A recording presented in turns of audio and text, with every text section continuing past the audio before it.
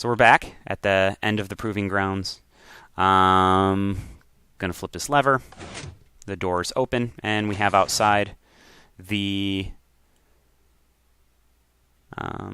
arena that I mentioned in the signs from the previous video. Gonna set the time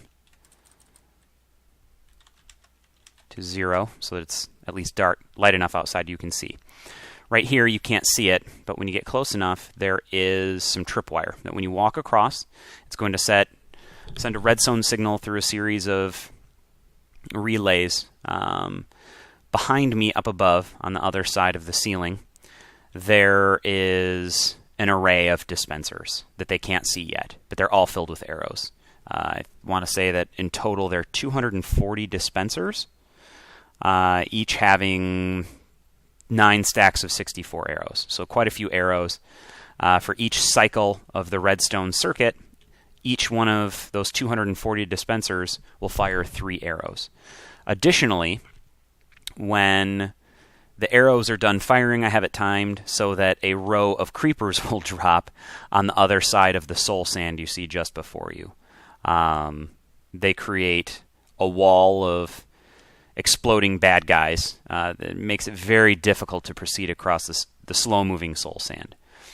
Underneath the soul sand is lava. As the creepers explode, it'll create holes in the soul sand that you will have to navigate. If you wait too long, the soul sand will be gone. There's no way across but to just die in the lava. The chests are filled with all kinds of good stuff. And you're obviously instructed to grab that and run to the end. On each, this is one side of the arena. There are obviously 4 other sides. On each of the other sides is an adjustable TNT cannon that I designed. Has 3 adjustable ranges. You can just barely see it off there in the distance. It has additionally 3 different directions in which it can shoot. So it can fire into a total of 9 different places in the arena. And the idea is that I will be standing at one of the TNT cannons, and the 2 other admins will be at the other 2 TNT cannons. And so we'll be firing at the kids. They'll be dodging arrows and dodging creepers, trying to fall in the lava. And there's a trap built at the end, too, that I'll explain here in a second. But as I walk out, I'm not going to let this cycle too many times because I don't want to waste all the arrows. But you'll get the idea just from looking at it. Oh, do I have it disabled? Nope, it went. So the redstone signal begins coursing through this thing here and sets off different tones, letting you know that bad stuff is coming. And the arrows begin to fire. Right now, hopefully, you aren't getting pelted with arrows. You're grabbing stuff out of the chests. Creepers drop. TNT cannons are firing at you. I'll fire one just to give you an idea.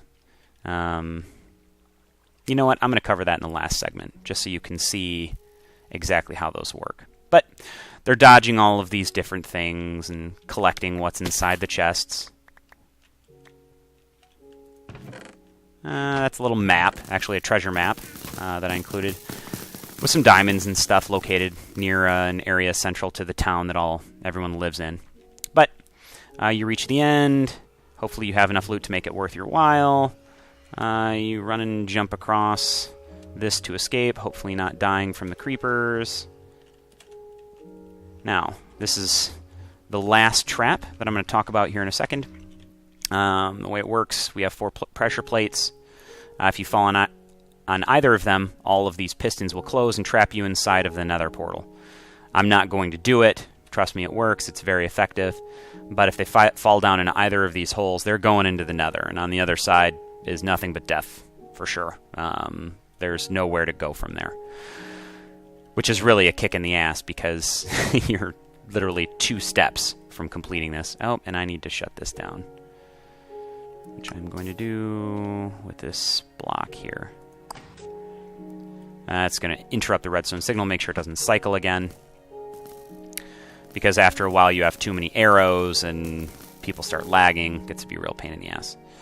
Anyway, so that is the proving grounds. Hopefully you escape with some decent stuff and get the hell out of here with your life and some diamonds, armor, maybe a treasure map, potions, as well as some other things that can't even be obtained playing in survival mode, which the kids can't get, like creeper spawn eggs, stuff like that. But that's the end. That's it. I'm going to include one last video at the end here, just detailing how the TNT cannon works.